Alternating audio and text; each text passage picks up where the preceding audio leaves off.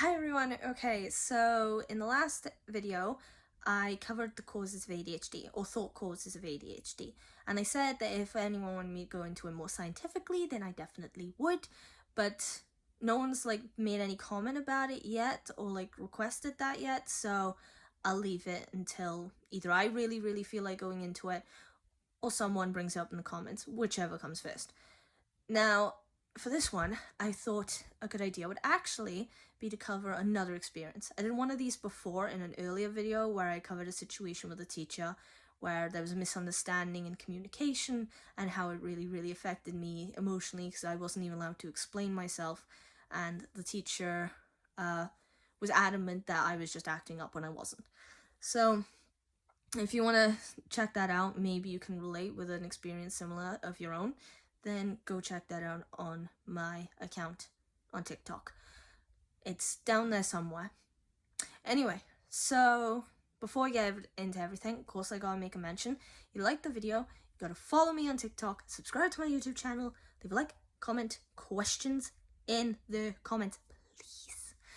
Right, and let's get into it. Now, this one is more to do with anxiety as a whole, or at least the idea of how my thought process works when anxiety really kicks in.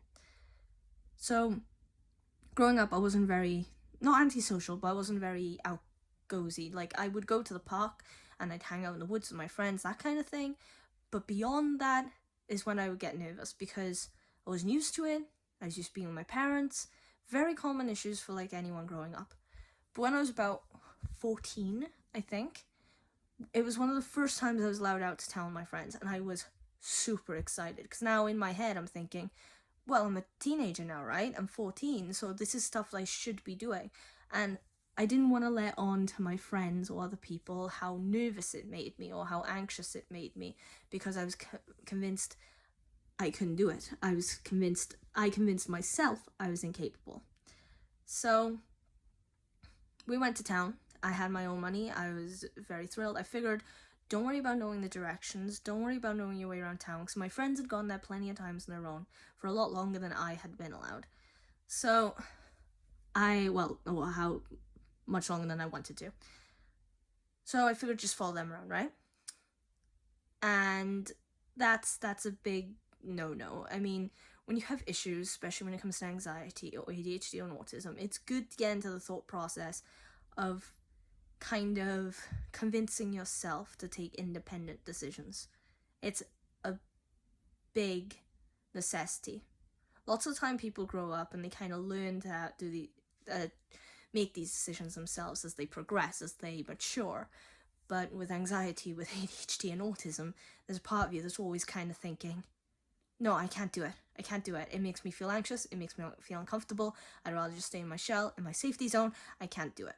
And as the older you get and the more life throws at you, the more important it is to make those decisions yourself. You can't always forever lean on your parents or your grandparents or aunties, uncles, doctors. You've got to get to the point where you can carry yourself. But always know that you'll have those people there for support when you need it, or if you really feel like today is not a day I can do this. So I went to town. I was super excited. Had a lot of fun, we were out there for about an hour at first and everything was going fine. I just walked around with my friends, chatted with them, wherever they said they wanted to go. I was like, oh yeah, I don't mind. Yeah, let's go there. And went. Now, here's this issue. Now, this may sound like a really simple thing to in general, something that you really shouldn't stress over, something that should be pretty damn obvious. But I'm going to explain how my thought process worked and why it became such a big deal for something so simple. We were in the bus station in the Quadrant, which was a big mall. Now, some of us, because we'd been out for a while and we'd had a few snacks, a coffee and some donuts, some of us wanted to go to the bathroom. And because we wanted to stay in a big group, we didn't just want to split off, half go to shops, half go to the bathroom. The people went to the bathroom, come back. We just went together. We was like, oh, we'll wait for you outside, no problem. So we walked to the bathroom. in a sort of scared group. So some of us walked ahead, some of us walked behind. You know, it's just natural. You tend to fall back, speed up, depending on who you're talking to, right? And we were in a fairly sized group. When we got to the bathroom, the people who were ahead of us had already gone inside. And the way the bathrooms were positioned, it wasn't like two doors, men, women. It was like two curvatures in the wall, and then these two signs that said men and women. But the two signs said men and women on the inside of the curve, right? So if you're standing outside, you could see that they both curve, but you don't know which one is which, right? You can just about see the sign. And yeah, when I think about it, I could see essentially like the beginning of a W and like the ending of the word men, so it was like an N. But here's the issue that arose from it. I wanted to go to the bathroom. The friends I had been walking with and talking to, they didn't want to go. So they were like, oh, well, wait outside. You go ahead, Jess. And I was like, okay. And then I looked at the bathroom. And because it was the first time the whole day I had to do something on my own, even though it was something so simple, walk into a bathroom, yeah, I looked at the signs, which were pretty much hidden, and the curves. People were walking in and out, so clearly there were men walking in one and women walking in the other, right? But this didn't dawn on me. My mind started going, okay, you gotta make sure you walk in the right one. You don't want to like awkwardly walk round the curve to see the sign and it's the men's one and you got like people staring at you. That's where my brain went immediately. Start thinking, oh no, that would be super awkward. I don't want to be in an awkward situation. Even a really brief couple of seconds one. No, not happening. So I looked at the bathroom and I started going, oh no, you gotta get this right. Which one's the men's, which one's the women's? And I couldn't tell. It didn't dawn on me the obviousness of I could see a little part of both signs, or the fact that there were men and women streaming in and out of both bathrooms, because my brain was still second guessing because it was so afraid, so anxious about getting it wrong and causing an awkward situation. And then I was like, oh no, what do I do? Because I did not want to spend so much time standing outside both bathrooms, just staring at them, with my friend standing behind me, who in my head were probably thinking, why hasn't she gone in one? Why is she just staring at the bathrooms? Because that's a little strange. Because then you start standing out. See how quickly the brain starts spiraling? So I stared and I stared. I still don't know which. Then I thought, you know what? They are my friends. I'll just turn around and ask them. And when I did, it occurred to me asking them, oh, which one's the men's, which one's the women's, will probably make me look like such a child. And yeah, I was 14. Come on, 14. You know, not that much older than a child. Yeah?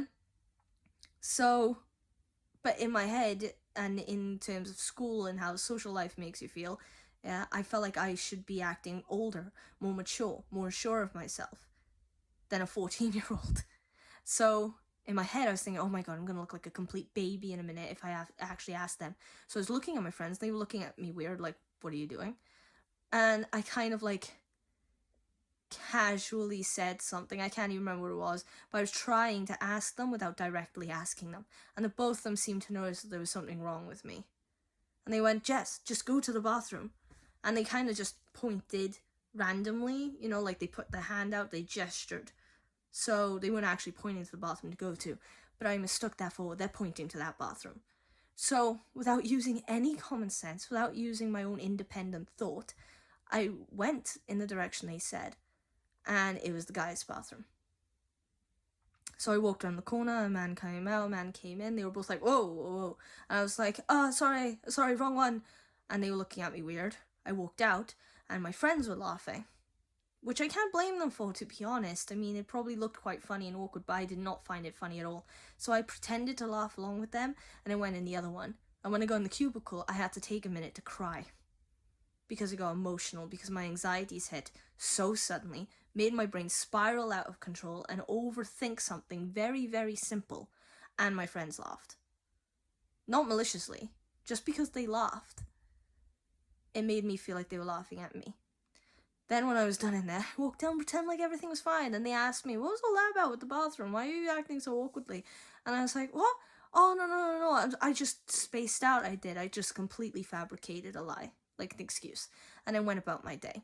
And even though I looked like I was having fun now, and I looked like I was enjoying myself, we went to McDonald's, went to the cinema, and all that stuff, when I got home, I was actually really, really upset because the emotions, mentally, yeah, also mentally as well as in general, emotionally, don't fade fast. They stick with you, even from the smallest mistake or awkward situation, they stick. And it's like they're ruining your whole day, even though they didn't last more than 2 minutes at tops. Now, that's what it's like, yeah, having anxiety or the second guessing, the thought process, right? It's overwhelming, it's sudden, right? And it's brief in reality, but not brief internally. Now, I just thought that was a good story to try and convey the thought process I would have. It's, again, something simple, really exaggerated to a degree that it didn't need to go to. And yeah, and I'm bringing that up because today I had a conversation with my brothers about anxiety and how it works and how horrible it is, especially when it's a situation like that. Because you're thinking, my God, why did I do that? I'm bloody 14, I'm 20, I'm whatever age you are, you always think you shouldn't be acting that way. It's not your fault. It's a basic mistake. Yeah, you overthought it, you got anxious, you second guessed, made a mistake. Get over it, but it's not that easy. So yeah, I just thought I'd share that. You know, if you have a similar situation, you can relate or you get what I'm getting at. If you get what I'm saying, right? Say so in the comments. Because again, it's cool to like have people relate to, not just on my side, but I assume on yours as well. So yeah, and with that, I'll end it here. And the next video, which will be up tomorrow, I think I should start referring to that structure I've been talking about. I mean, it's pretty much done, and I really should start just following it instead of letting my thoughts run wild, like in random directions. Then again, ADHD and autism, random directions is pretty much all I have. So yeah, so if you liked the video, like I said at the beginning, follow, subscribe, leave a like, comment, questions in the comments, and I'll see you soon. Bye.